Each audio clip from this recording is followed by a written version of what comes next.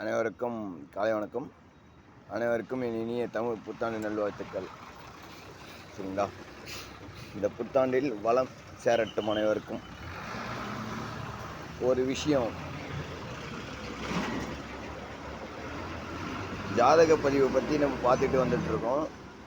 இன்றைய ஜாதக பதிவில் நான் என்ன உங்களுக்காக சொல்கிறேன் அப்படின்னா, புதன் குரு சேர்க்கை இருந்தால் நீங்கள் எல்லாம் வல்ல சித்தர்களில் ஒருவரான தலை சிறந்தவர், அனைவருக்கும் வழிகாட்டக்கூடிய அகதீசரை, அகத்திய பெருமானை வணங்கி வந்தால் உங்களுக்கு எல்லாம் நன்மைகள் கிடைக்கும்.